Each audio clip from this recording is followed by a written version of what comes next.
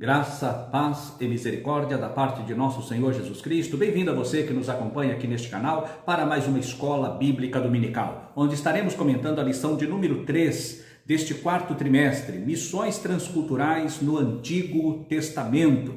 Esse que vos fala é o pastor Antônio Dias, somos aqui de Americana e já convido você para que, se ainda não for, inscreva-se no nosso canal, curta e compartilhe. Vamos noticiar, espalhar a palavra de Deus até aos confins da terra. Nesta lição, o que estaremos comentando nesta lição? Pois bem, um dos pontos que estaremos vendo nessa lição: quando surgiu a diversidade cultural? É algo que sempre existiu ou ela surgiu em um determinado período? É isso que vamos ver. Quem são, ou melhor, o que são eras evangelísticas e quantas são estas eras evangelísticas? As alianças de Deus, condicionais e incondicionais. Então, é dentro desse ponto que estaremos comentando a nossa lição no dia de hoje. Pois bem, num primeiro momento, nós vamos encontrar o nosso texto áureo da Bíblia, do nosso texto áureo da nossa lição, está em Isaías 49 e o versículo de número 6.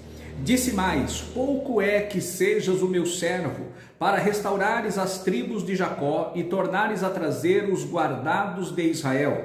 Também te dei para a luz dos gentios, para seres a minha salvação até a extremidade da terra. Aqui está o nosso texto áureo, que é o centro do nosso comentário. E esta lição número 3 é a segunda lição que vai falar sobre missões transculturais. Até porque o assunto desse trimestre é missiologia. Está ligado à missiologia e nós já aprendemos o primeiro ponto, que foi na lição passada. Nós vimos aqui o amor de Deus pelas missões, o amor de Deus pelos homens. A missão transcultural, ela teve o seu nascedouro no amor de Deus. E agora nós vamos ver a segunda visão no Antigo Testamento e na próxima lição a visão no Novo Testamento. Pois bem, neste ponto nós vamos iniciar falando a respeito de Israel. Israel, ele fez parte de um projeto de Deus. Quando nós comentamos na lição passada, na primeira perícope, que estava lá em Gênesis capítulo 12, versículos de 1 a 3, e no versículo 3, lá na última parte, nós vamos encontrar a bênção, das 7 bênçãos relacionadas a Abraão, ali na chamada de Deus a ele. Nós vamos encontrar a 7ª bênção: em ti serão benditas todas as famílias da terra. E é com base neste ponto, é a base para as missões transculturais em todas as eras, em todas as fases, tanto no Antigo quanto no Novo Testamento. Neste ponto, nós vamos ver que Deus, ele tinha um projeto a ser executado. E qual era o projeto de Deus a ser executado? O projeto de Deus a ser executado era para que se cumprisse o que ele havia dito a Abraão: em ti serão benditas todas as famílias da terra. Deus havia dado uma promessa para o casal quando pecou, que da semente da mulher nasceria um que esmagaria a cabeça da serpente. E agora Deus escolhe então Abrão em Ur dos Caldeus, e depois Deus muda-lhe o nome para Abraão, como estudamos na lição anterior, para que de Abraão formasse uma grande nação. E esta nação, para ser formada, Deus dá a bênção a Abraão, Deus dá a bênção a Isaac, que foi a semente direta de Abraão, e depois Deus dá a bênção a Jacó. E de Jacó vem as 12 tribos, como falamos na última lição. E para que desta 12 tribos Deus escolhesse a tribo de Judá, da tribo de Judá, a casa de Davi, da casa de Davi viesse então o Salvador eterno, o Verbo encarnado. Então o plano de Deus, o projeto de Deus estava em Israel. O primeiro ponto foi Israel, para que de Israel toda a humanidade chegasse ao conhecimento de Deus. Mas o que aconteceu com Israel? Israel falhou. Houve a falha de Israel. Quando o nosso comentarista, o pastor Wagner Gabi, ele vai fazer menção aqui de Ezequiel, capítulo 22, versículos de 1 a 5. Mas no versículo 4, ele é bem explícito e vai dizer quais foram as falhas cruciais de Israel. A primeira delas foi o derramar sangue inocente. Então Deus agora traz o juízo por Israel, contra Israel, pelo fato de Israel ter derramado sangue inocente entre os seus irmãos.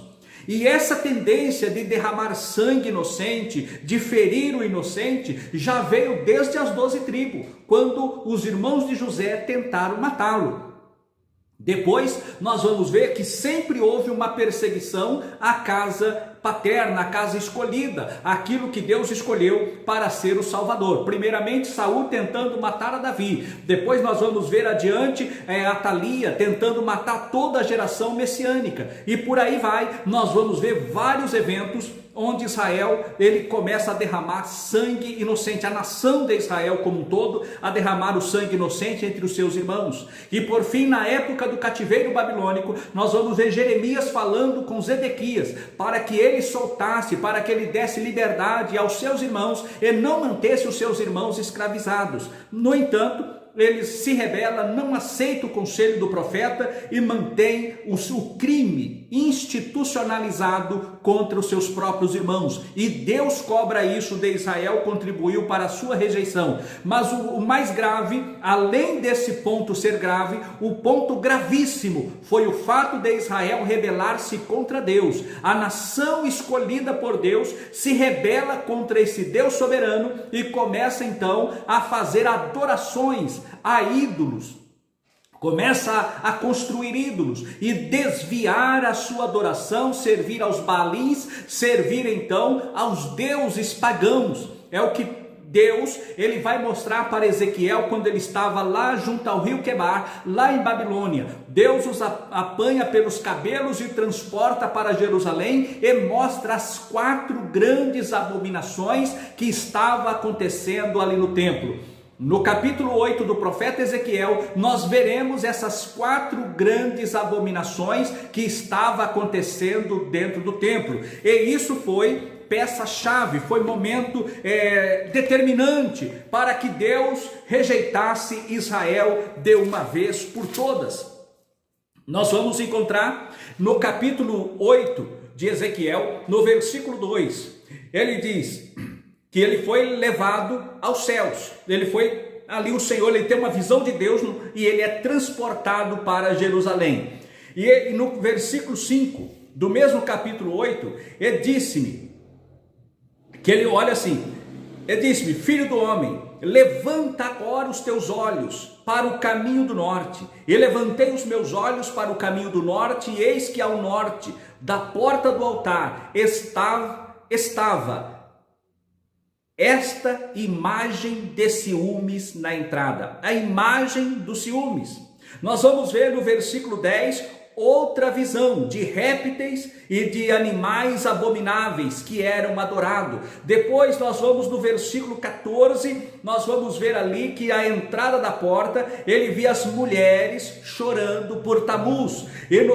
E a 4ª abominação, no versículo 16, ele vê ali, entre o pórtico e o altar, ele vê cerca de 25 homens, de costa para o templo do Senhor, com os rostos virados para o oriente, e eles virados para o oriente adoravam o sol. Então isso foi o fato determinante. Primeiramente, a violência no horizontal em relação aos homens, aos seus próprios irmãos, e depois a rebelião contra o Deus Todo-Poderoso, Criador dos céus e da terra. Esta foi a falha de Israel.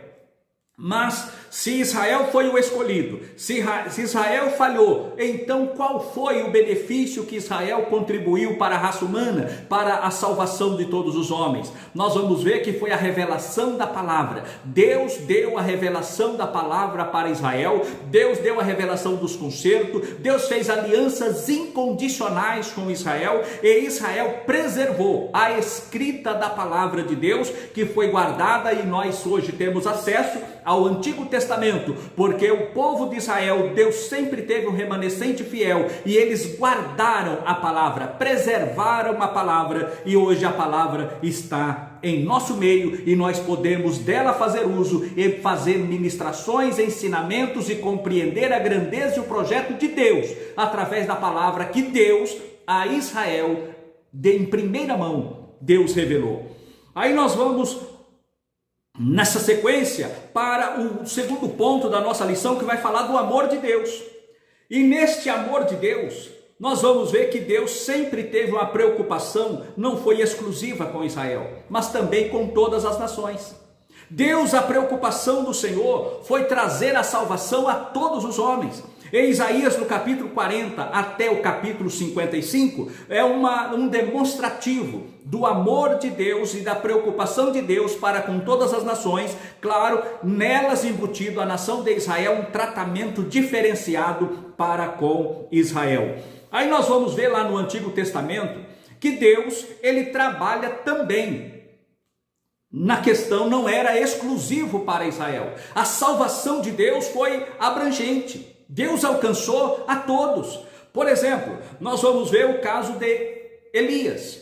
Elias, quando ele foi perseguido por Jezabel, Deus manda ele a Serepta, uma cidade sidônia, onde uma viúva o sustenta. E ali o Senhor opera um milagre, e certamente a salvação chegou na casa daquela mulher, porque ela viu que Deus era na vida do profeta Elias. Aí nós vamos ver o caso de Eliseu, que Deus então usa uma criança, uma adolescente, que é levada para a Síria, e lá na Síria ela testifica do amor de Deus. Ela fala: olha, se o meu Senhor estivesse diante do profeta que está em Samaria, ele seria curado desta lepra, mostrando que há um Deus no céu que cuida, que zela, que cura, que salva e restaura. Ela deu testemunho, e agora a palavra daquela criança, daquela adolescente foi forte, foi impactante, que a mulher do general acreditou, falou para o general acreditou, falou para o rei acreditou, mandou uma carta para o rei de Israel, ele desesperou, porque o rei de Israel não sabia que havia um Deus poderoso para curar de uma lepra.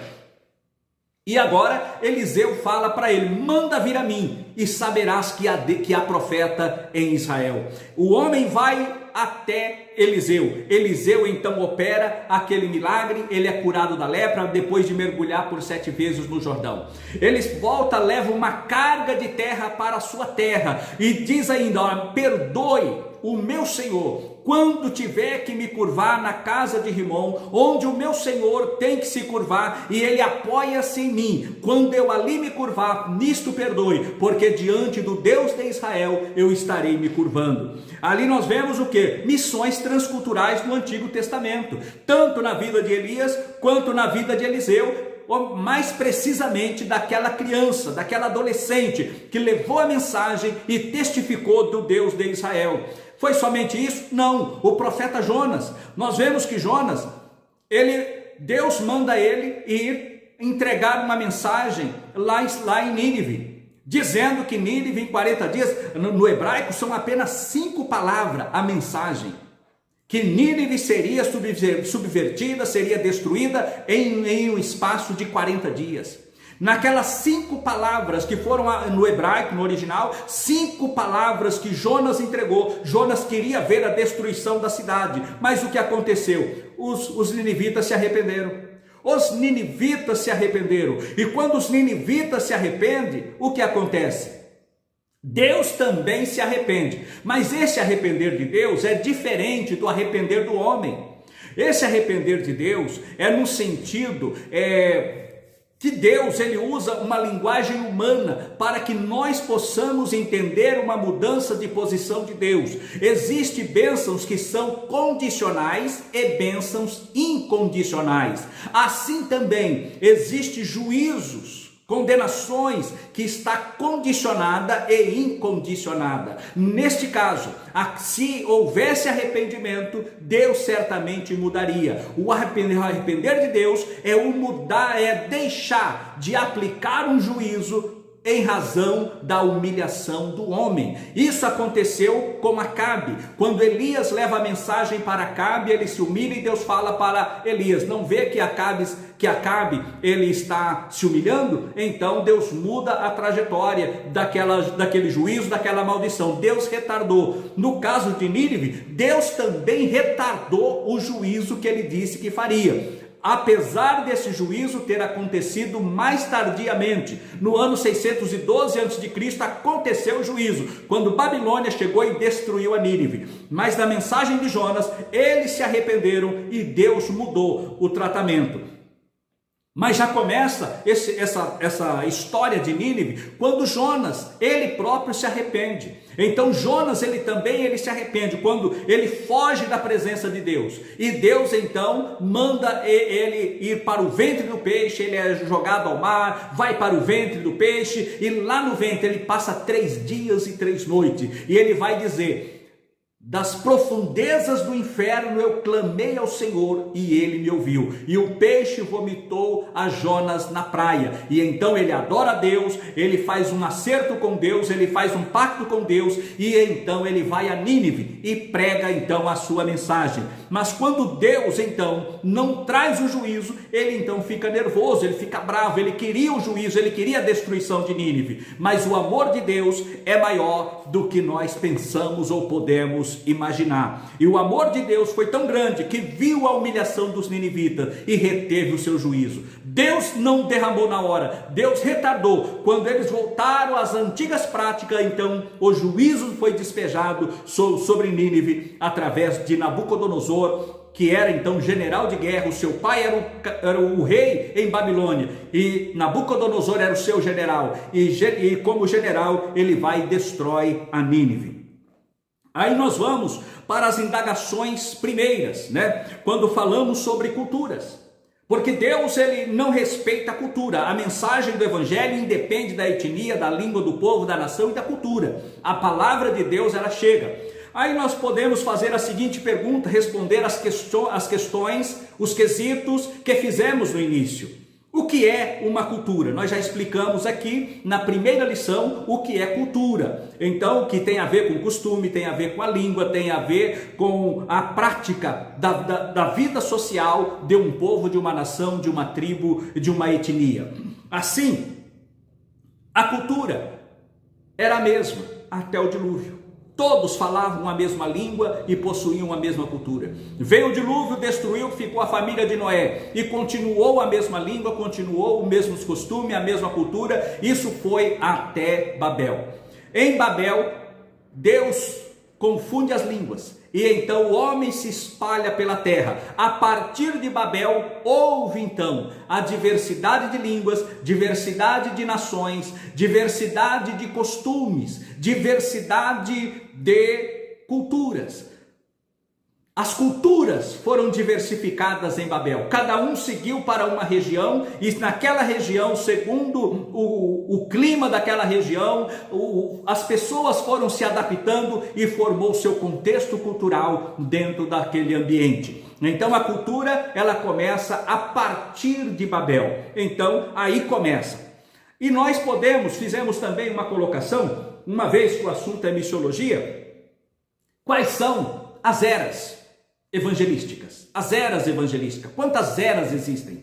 Existem, segundo a missiologia, pelo menos 10 eras evangelísticas, sendo 5 delas na Antiga Aliança e 5 no Novo Testamento. Na Velha Aliança, nós podemos definir como cultura, como a primeira era cultural, a era de Abraão, a era patriarcal. Depois, no cativeiro, foi a segunda era evangelística. Juízes, a terceira era evangelística. Reis, o período dos reis de Israel, a quarta era evangelística. E depois da diáspora e regresso do povo de Israel, então a quinta era evangelística do Antigo Testamento. No Novo Testamento, nós vamos falar na próxima lição, onde estaremos fechando essa tríade de lições sobre missões transculturais que chegará aos nossos dias. Porém, mas já para a nível de curiosidade, é a era romana, a era dos bárbaros, a era dos vikings e a era dos sarracenos e até os confins da terra, que vem até aos nossos dias. São essas 5 eras do Novo Testamento. Aí nós vamos entender que Deus, ele trabalha com alianças. Deus tem um projeto de aliança para a salvação do homem. E qual é as alianças de Deus? Deus se compromete em salvar o homem da sua vã maneira de viver. O que é uma vã maneira? A maneira vã, uma maneira sem sentido, sem finalidade, sem objetivo, que possa de algum modo agregar algo espiritual à sua existência, ou que reconheça a grandeza e a autoridade e supremacia de Deus na sua vida. A pessoa vive como se Deus não existisse. Então, Deus, ele tem o seu propósito em trazer a salvação, o avivamento para o homem, ainda na sua ignorância. Aí nós vamos encontrar também as alianças incondicionais, aliança condicional. A incondicional é aquela que Deus, ele assume o compromisso único da sua parte. E qual é o compromisso de Deus que ele assume para com o homem? A salvação. Ele trouxe a salvação em Cristo Jesus, a salvação pela graça. Através da graça de Deus, o homem, ele alcança a sua salvação. Tão somente ele crendo na pessoa, no sacrifício vicário de Cristo Jesus na cruz do Calvário, ele tem a salvação. Como o caso daquele eunuco, quando ele volta da rainha Candace, lá da Etiópia, quando ele voltava, ele tinha ido a Jerusalém para adoração e ele volta, e ele estava lendo o profeta Isaías, quando o Espírito Santo fala com Filipe, se aproxima desta carruagem, e ele escuta que aquele homem estava lendo, e ele pergunta: entendes tu o que lês? E ele diz: como entenderei, se ninguém me explicar? Aí ele começa a falar, e aquele homem convida então Filipe para que subisse ao carro, e ali no carro ele começa a falar de Isaías 53, o cordeiro que foi levado ao matadouro, e dali ele anuncia Cristo. Chega no local onde tem água, ele diz: que me impede de ser batizado? E ele diz: se crê no Senhor Jesus Cristo, verdadeiramente nada pode ser obstáculo para que seja batizado. Então ele é batizado nas águas e ele vai para a Etiópia, alegre, feliz e satisfeito com a salvação alcançada em Cristo Jesus. A salvação, Jesus morreu por todos os homens. Então essa história, não existe uma expiação limitada a um grupo fechado, a um grupo seleto, a um grupo pré-selecionado por Deus. Não, Jesus morreu por todos os homens. A aliança da salvação é aberta a todos. A eleição, ela é aberta para todos os homens. A salvação é para todos os homens. Não é como alguns segmentos assim interpretam, dizendo que é limitada, a expiação é limitada. Se ela fosse limitada, ela negaria então o que está escrito lá em João capítulo 3 e o versículo 16. Aí nós vamos para a aliança condicional. A aliança condicional é quando existe reciprocidade de compromisso de ambas as partes. No direito civil vai falar do contrato do mútuo. O mútuo, onde as pessoas mutuamente se comprometem uma a outra para que aquele contrato possa ter validade logo após a sua assinatura. Então é estabelecido condições que ambas as partes terão que cumprir para que aquele contrato ele siga em frente. E assim é na questão espiritual. Nós vamos encontrar que Deus ele impõe condições. Existem algumas bênçãos, por exemplo, lá em Deuteronômio 28, que aquelas bênçãos são todas elas condicionadas à obediência. Então, existem bênçãos que não são impostas condições, mas existem bênçãos que são impostas condições. E quando a pessoa segue essas condições, ela é abençoada por Deus. É como a questão do dízimo. A pessoa ela traz o dízimo à casa do tesouro e aí ele fala: e fazei prova de mim, se eu não vos abrir o céu e não derramar sobre vós uma bênção tal, que da qual vos advém a maior abastança. Isto é bênção condicional. E por fim, para concluir, por diversas vezes Israel foi advertido pelos profetas para não guardar a mensagem de salvação somente para si, mas proclamá-la entre os gentios. É o que o salmista, no Salmo 96, e no versículo 3, ele vai dizer o seguinte: anunciai entre as nações a sua glória, entre todos os povos as suas maravilhas. Isto era advertência a Israel para tornar a palavra do Eterno conhecida a todas as nações. Israel rejeitou a condição que Deus deu a eles para ser o canal de evangelismo no mundo. E por eles falharem, Deus levantou você como igreja para ser testemunha do Senhor até que Ele venha. Que Deus nos abençoe e nos guarde em nome de Jesus. Amém.